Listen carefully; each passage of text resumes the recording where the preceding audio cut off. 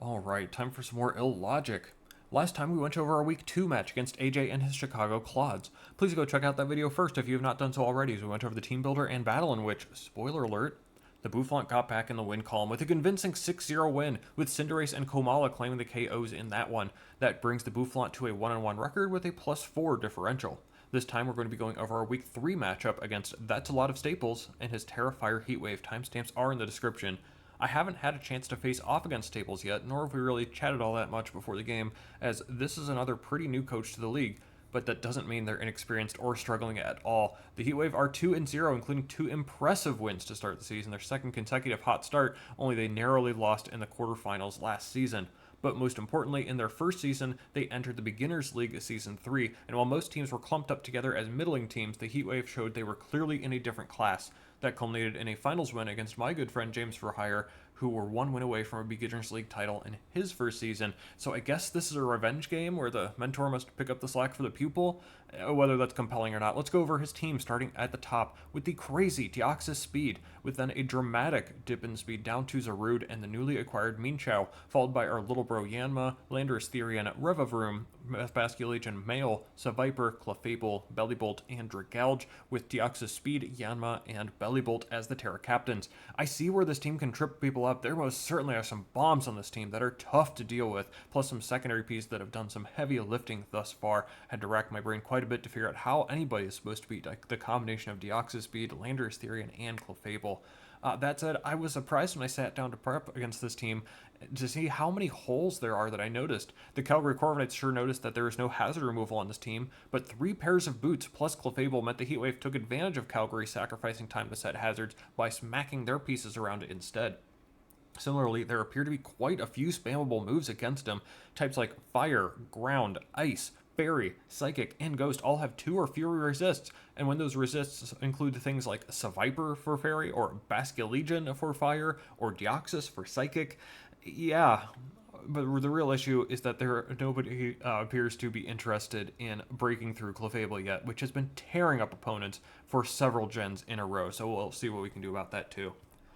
So, Yanma is listen, Yanmega has some oomph behind its moves, you know. Yanma really doesn't do much of anything. It could come, it's kind of cute, but I'm not sure I could care all that much less. Can't wait to eat my words on that. So Viper is a little interesting. I'd love to see it as a 0-point grounded poison for a team, but he's already got Dragalge and Revavroom. Its move pool and attacking stats are a little surprising. Sucker Punch anyone, EQ, but ultimately I don't think it's doing much for him here. Zarude is interesting, I think. It's relatively bulky and likes setting up with bulk up, but against me, there isn't that much it can do. Iron Hands and Weezing tend to sit on it. Cinder and Yanmega would love to come in on it and outspeed, so maybe a Scarf Set could be my future. And if those are mons that already look good in the matchup, though, I'm not really sure that it's happening. Next up, it gets a little tougher from here. I think I'll go guess Minchow next. It's a new acquisition, and the type coverage is admittedly pretty legit, but I'm not convinced it does quite enough for him, especially when we've got Latios and Cinderace outspeeding, plus Weezing-Galar and Iron Hands don't care that much, aside from a straight coverage move, and he can't run all of them. A bit worried about, say, an Adamant Scarf Set, but even then knowing he's locked in is pretty valuable, so nah. I'm really caught between the last pick here, a couple of here. I think I'll probably go Bellibolt for the last one he leaves behind. My concern is that Bellibolt is great as a Tera captain this week, but Deoxys probably wants that Tera more considering the amount of Sucker Punch I'm threatening with. Bellibolt is a great tank with recovery aplenty, but is the damage there? Not 100% on that, and there are enough spammable moves that it seems tough to get Bellibolt in and stay in, if that makes sense. Of course, the physical defense could be insane, and static could be incredibly punishing of my U-turn and flip turn shenanigans.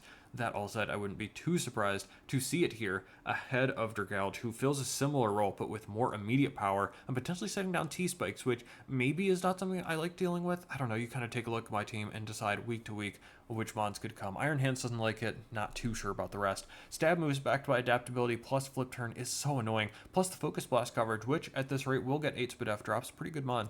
I'll go with a surprisingly similar duo next, Basculegion Male and the newly acquired Revavroom, both of which are strong physical attackers who I would better anticipate than, say, the Minchow or Zarude to benefit from a Choice Scarf or Shift Gear for the car.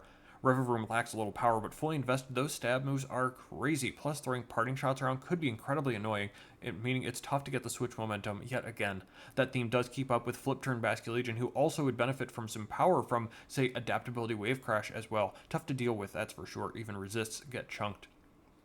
Clefable is, of course, a problem. Nobody's figured out how to break it yet in the league, proving the ultimate undoing of even the Calgary Corviknights. So it's, of course, an issue with Magic Guard or Unaware.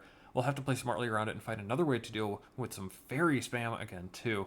Landorus-Therian is not the #1 most difficult mon to deal with, but boy does it need to be dealt with, maybe more than anything else before I can succeed in the matchup. This is a team that looks like it folds to a strong physical attacker, but there's Intimidate. It means it helps with Pyro Ball spam, Iron Head spam, Iron Hands spam, and that ground coverage alongside U-turn to pivot around, and a very reliable Rock Setter. It's tough to get away with suppressing it. Landorus will get in the way of my plans and be annoying about it, such that I don't feel confident about just spamming moves until it goes down. And that does leave Deoxys for last, which is...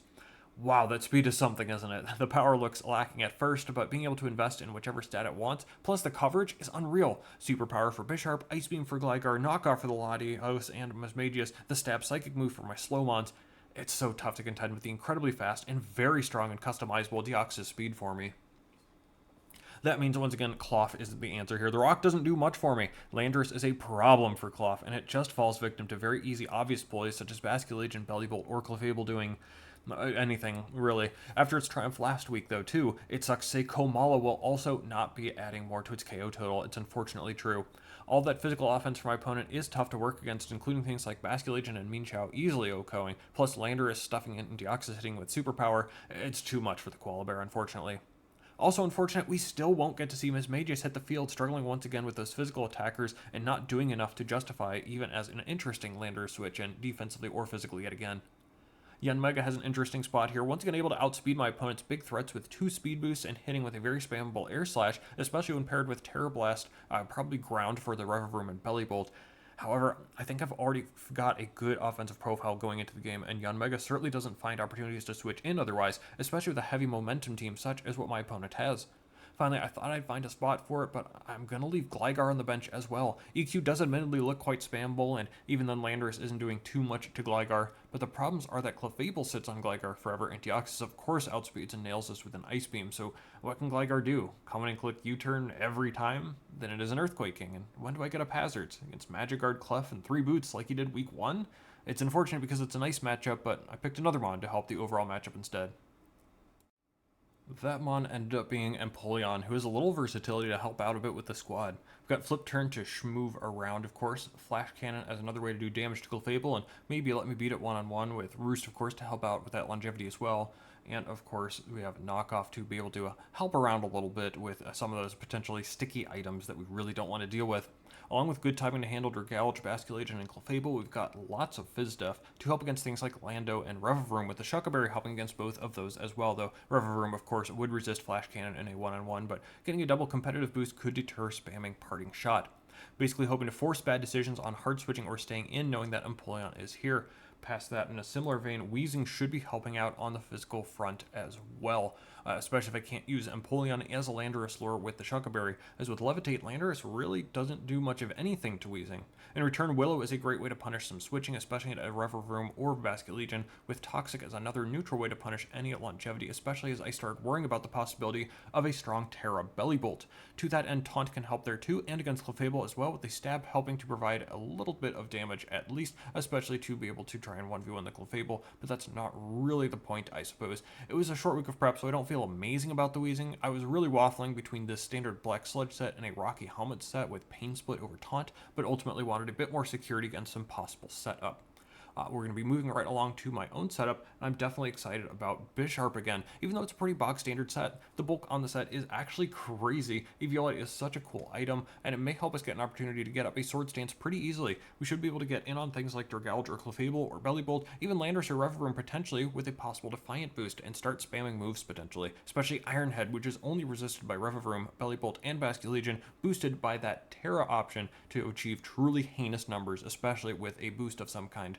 And none of those options, like the Throat Chop, either. Sucker Punch is obvious for priority, and it's why I'm anticipating Deoxys as the Terra to bring a resistance to Dark with all that speed. But good luck swapping into Bisharp anyways with that bulk, if you want to call it that. Plus, the fighting move is so telegraphed we can make an appropriate move.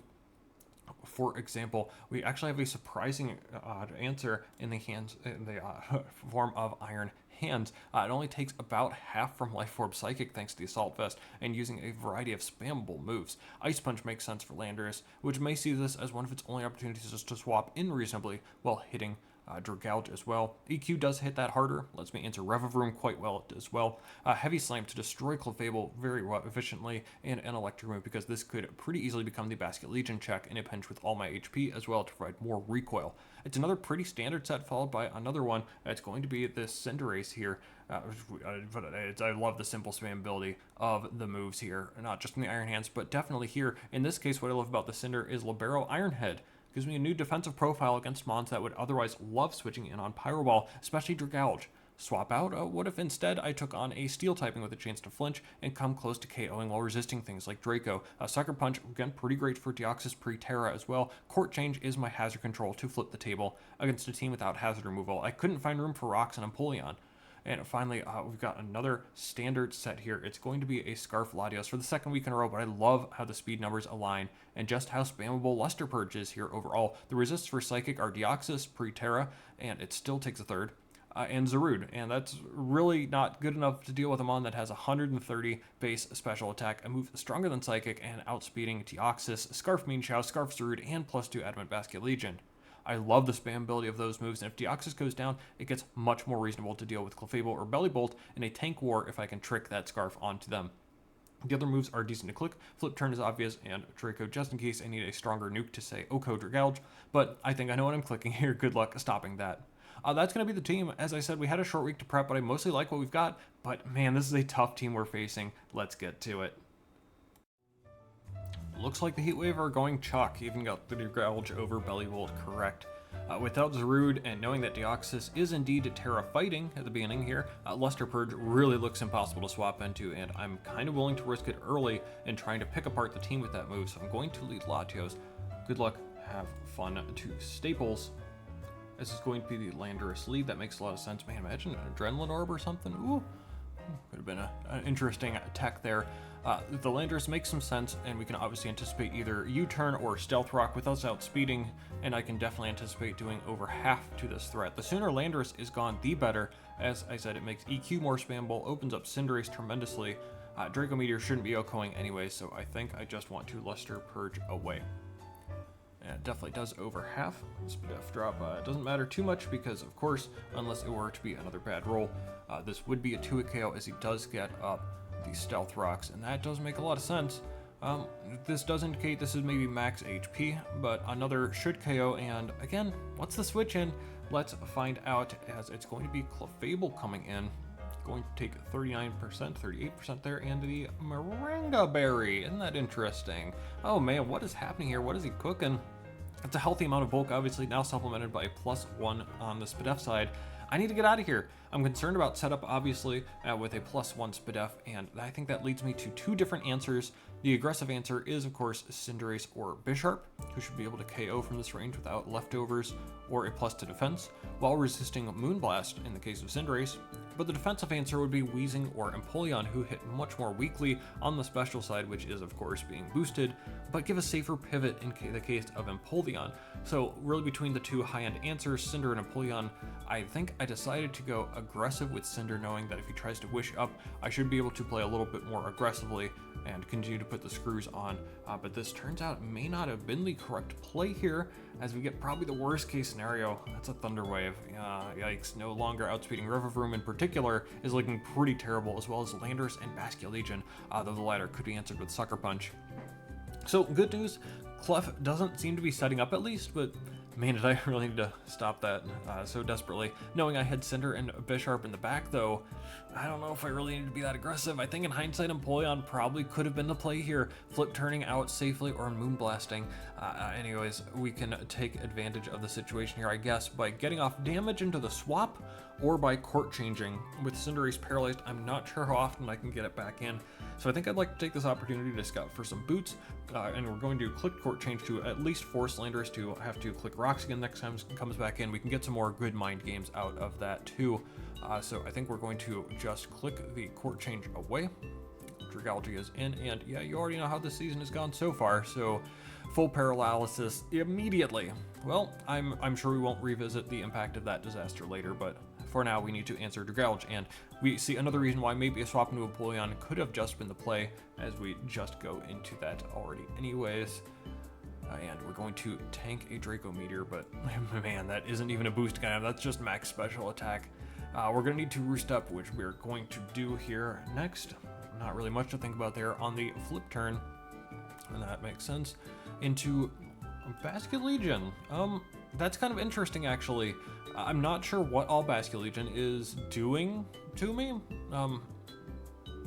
I guess it can chunk for sure, but this sure seems like something that I expected to come out to take advantage of basically anything else on the team. It might water resist, aside from Latios. That's a little interesting. No reason not to go for a knockoff. I believe I can stop the choice band or liquidation, minus defense, of course. We already know that, which triggers competitive, and knockoff does almost half, and it's going to proc a weakness policy. Oh boy, that was one heck of a turn. I think I'm still barely out of range of a +2 liquidation after that minus defense, and the +2 special attack isn't doing much of anything, considering that I'm not bringing Grass Knot in particular. I think it would be the move that would be able to do anything here. Nothing to do but attack, I guess, and we'll see if I need to sack this in a turn. I guess a good flip turn potentially. Agility. Well, that's pretty interesting. Well, that's going to be +2 to speed as we get it down to 17%. And now I, of course, regret a few decisions I've made. Two things stand out. I mentioned in the team builder that I waffled between a Helmet Weezing and what I brought. That doesn't take care of Basculegion yet, of course, 17% right on the edge there.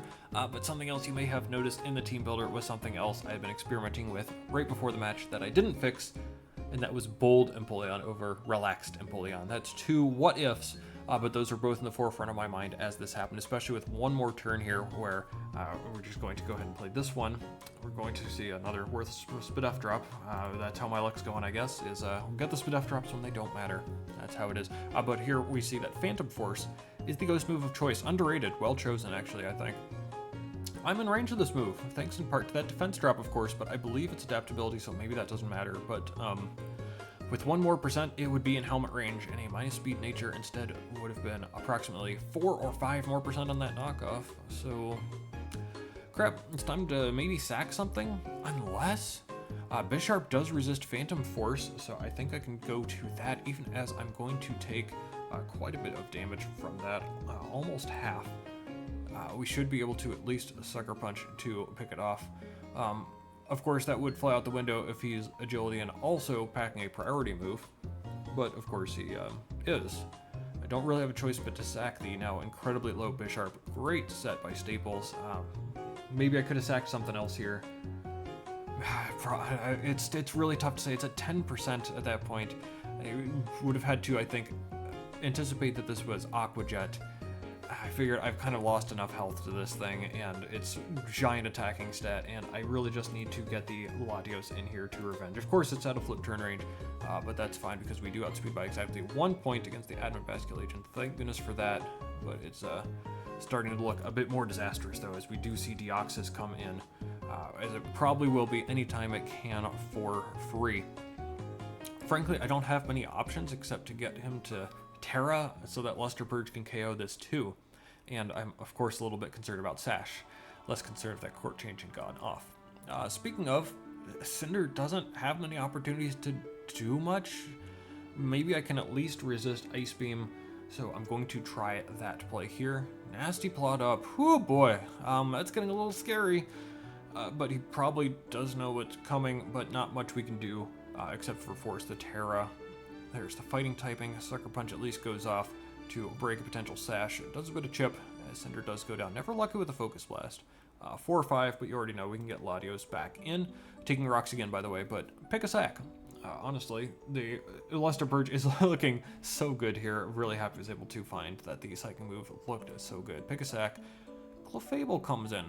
It does go down to 2 purges, but I guess I'm a little surprised that it's the sack after my 2 Clef answers have gone down, right? My 2 Iron Head spammers. I guess I'll take it to tie up the match, but I do really still feel on the back foot with him getting switch initiative and those rocks in the field. Where are we at then, overall? Deoxys looks like it should KO my whole team with relative ease except for Latios outspeeding it, and Iron Hands probably tanks a hit as well, but Deoxys surprisingly tanks a hands hit really well too. Dragalge has some great answers with AV Hands, 2 strong stabs from Latios, Weezing being immune to Draco, and Empoleon resisting both stabs. Landorus isn't doing that much either, with Ice Punch and Luster destroying it, plus Shuka Empoleon and Levitate Weezing. But also consider that the Intimidate onto Iron Hands is a bit of a problem if I'm trying to break with it. The real issue, I think, is going to be that Rev Room in the back, because I'm starting to realize a Shift Gear Lumberry set is a big issue. I outsped +2 Basculegion with Scarf Latios, but I do not outspeed +2 Rev Room. And with 1 or 2 more switches, I'm easily in +1 Iron Head range thanks to those hazards. Iron Hands obviously handles it with EQ, but Weezing's Willow could be immune with Lumberry, and I don't exactly do much of anything back. Plus, with high horsepower, it can massively chunk Iron Hands and Empoleon, who doesn't exactly hit back with anything threatening either. And Latios, Luster Purge will do about 3/4, which is a lot, but that sure isn't enough to stop it from setting up in front of me, is it? Speaking of, here is going to be the Rev Room right now. And the only way I can threaten it out is with Iron Hands. I think it's just the only choice we have. It's going to reveal its intentions here with Shift Gear. Oh man, what if this was Sash too? Oh, I would love those rocks up. Anyways, I think it's obvious that I threaten this guy out, and it's actually the only thing that could potentially stop a Luster Purge sweep. Oh, well, we'll get into that in a moment, but importantly, we need to decide to either EQ this or Ice Punch this turn, anticipating Landorus. Landorus is an easy switch, but can I let it get off a high horsepower this turn? Looks like it may be doing actually half to me. I'm not sure I can afford that, so man, I can't afford to let this beat me by itself. I'm going to EQ. And of course, there's Landorus. Man, that play would have been pretty great. Speaking of, how about another chance to make a play then, huh? We can obviously go Weezing. The U-turn would just introduce Deoxys for an easy KO. But staying in on a ground move? Man, even getting a KO wouldn't be the best at -1, allowing in Deoxys yet again. So what's more likely? I think I had just made the wrong play just now. I went with the weak play, right? I said I think Rev Room just kind of wins if I don't attack. I think he sees that, how valuable that I think Iron Hands is to be able to stop that. So I think I'm going to try and stay in and try and make the big boy play. I showed I need to get rid of Rev Room with Iron Hands. I'm going to stay in and click Ice Punch. Maybe we can get something to happen. Man, again, if Court Change going off, maybe we could have forced up rocks here, but that's okay. U-turn means I can either break potential Sash or reset the situation, get damage. Deoxys switch would be nice. Okay, so U-turn out, Dragalge is in. Looks like it should survive the fall BQ, but we get the freeze. Wait a minute, is that some good fortune? Oh, that's not possible, is it? That said, we don't know if it's truly fortunate until we see when it unthaws. We're getting into some nitty-gritty now too. What's his play? So it's a little tough here, right? Does he try and thaw to try and get some chip on hands, knowing he's got at least 1 turn to try and do that? Does he aggressively swap out? I don't mind trying to take this a little slower, taking advantage of possible confusion and resetting the Intimidate drop by swapping into a safer mon. So this time I think I'm going to try and go into Empoleon to try and tank a possible hit from an unthaw.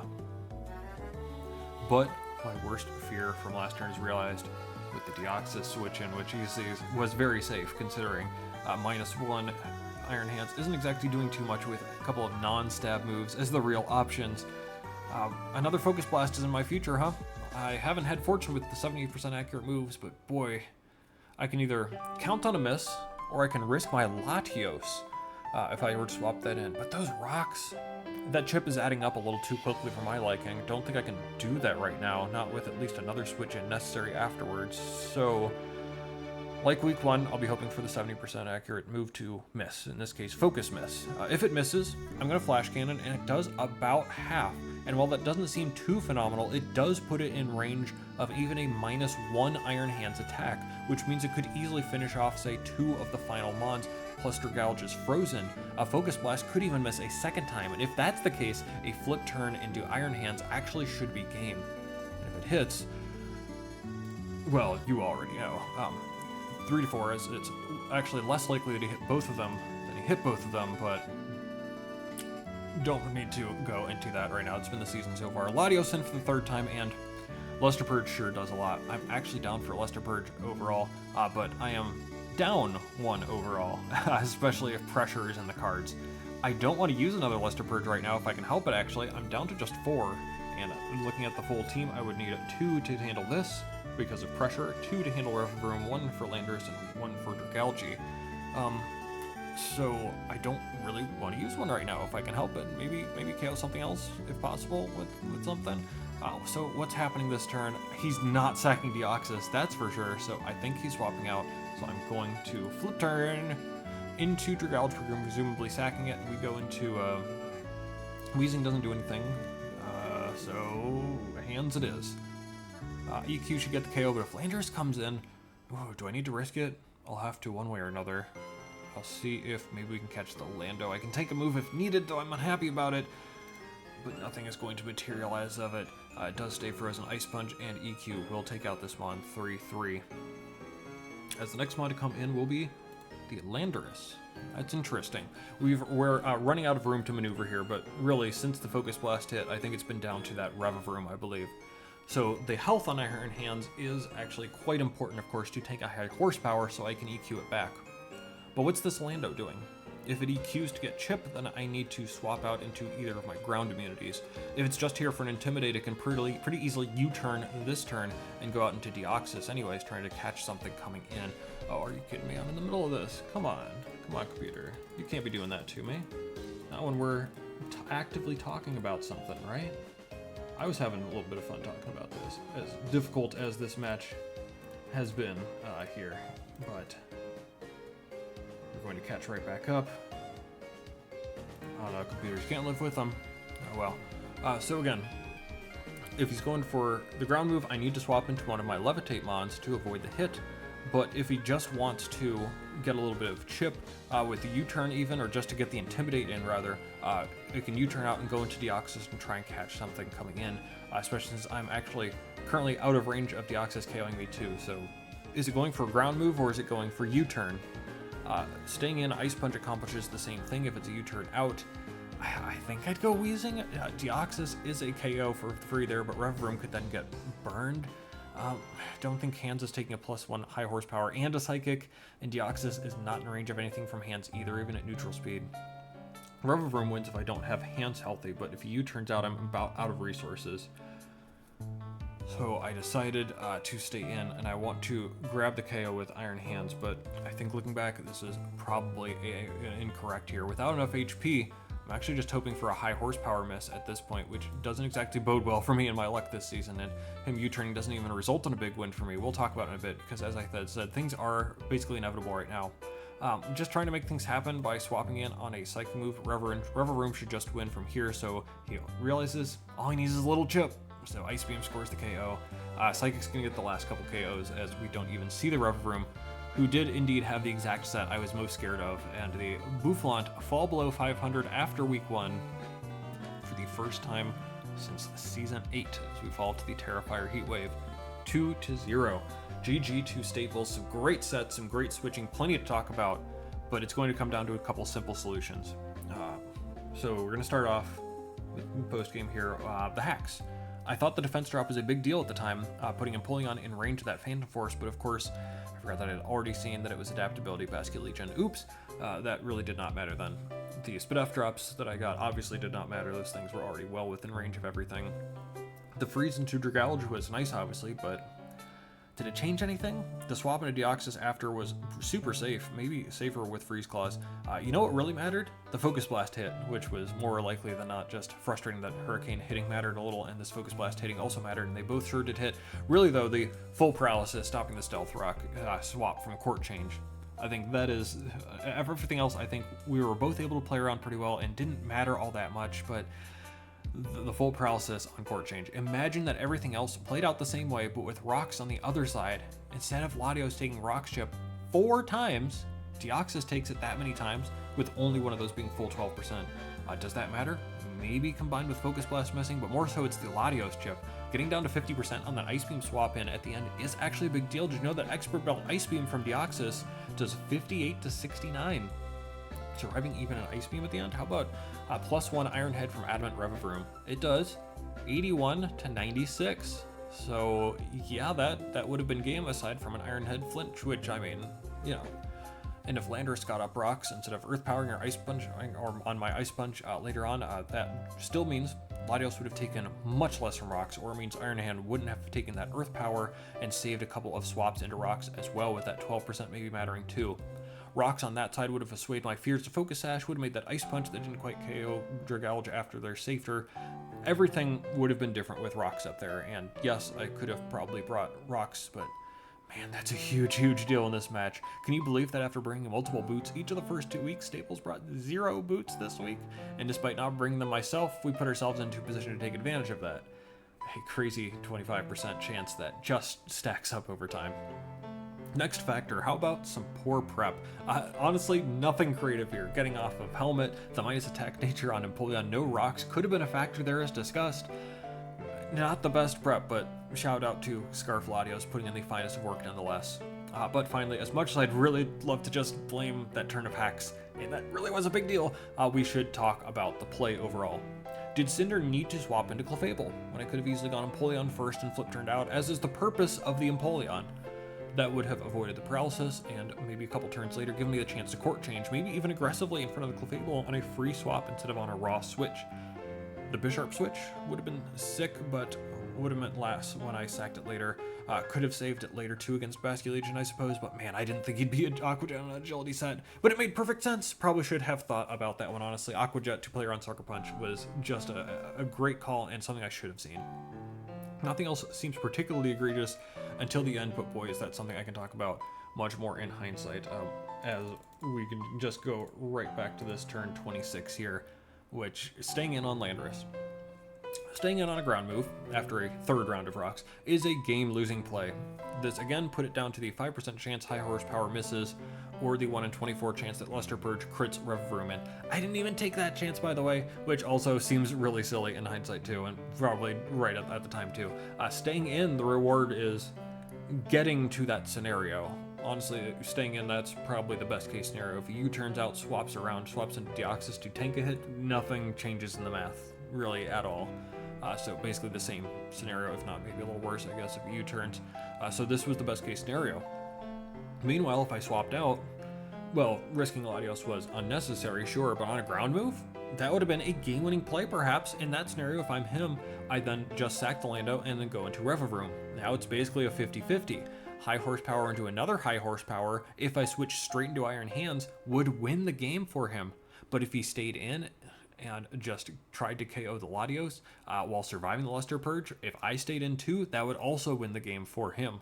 So down to 2 options, pretty good. And if I were to go Weezing, oh yeah, Weezing, who never came in to do anything until it was too late. Helmet aside, because it should have been Helmet, but it never came in. It never came up. Never thought to sacrifice the Weezing instead. Honestly, the theory behind the Weezing set was kind of gross. Taunt? What for? Slack off Belly Bolt? Everything else outspeeds Weezing. The taunt isn't going to be relevant, honestly. Taunt in front of Lando? Okay, it already got rocks off. Not a good idea. No way to hit Revavroom, just burn it after it already shift geared or Iron Head KO'd it. Plus the Lumberry is a standard item on the car. Nothing good about it here, and it needed to be sacked earlier, I think. Or if I thought about it, maybe I could have sacked that over the Bisharp, which doesn't actually do that much more except force another Focus Blast to have to hit, which could have been impactful actually when you think about it. But again, poor play, not thinking about Aqua Jet, however much you want to blame me for that. So back to turn 26, going Weezing on a U-turn puts us in the same spot, maybe a worse spot, as Lando would still be alive in that endgame scenario to finish off Iron Hands. Weezing on an Earth Power, not great either, probably an attack and a Deoxys, but that wouldn't even KO the Deoxys, so same scenario. So in conclusion there, I think I needed to go Latios on the possible ground move, with that being my game-winning play. Again, probably just a 50-50 from there, as I outlined before. But with this play, this was only a 9.79% chance to get either the high horsepower miss or the Luster Purge crit. And again, I didn't even take that chance because I was hoping Latios would tank a Psychic move, giving me some more health on Iron Hands for some reason. That really wasn't necessary. I needed to go for the chance to crit or miss, so 9.79% chance there, or the 50-50 on the Latios switch. I took the 9.7 and then I didn't even take that. Bad play at the end, bad play, honestly. So yes, the full paralysis on the court change was abysmal. I already outlined some of the stats there, some of the math. And it sure sucks that the second Focus Blast hit Empoleon, and actually more likely that it would hit. So I don't really have much right to complain there, but Man, my team building and play, I don't think is up to my standard. Have to make sure to say it here though, of course, GG to the Tera Fire Heat Wave. Stables played and prepped quite well with what I had thought was a more underwhelming team than it turned out to be by the time I finally finished prepping. Great job from him. Best of luck with your busy school schedule coming up. Hope to address Dr. Staples next time. Well played, well prepped. Frankly, with our tough second half of the schedule, I think we needed to win one of these couple matches that we lost. Otherwise, we're going to need to go on quite the run to even make the playoffs, which is tough. But that's the position we find ourselves in. Could be quite the ride, even though I have a pretty good history of beating good teams. We've got some possible transactions coming up, and also hoping we can just figure out what we're doing with the squad and our play in the near future. But have to admit, no Johns intended.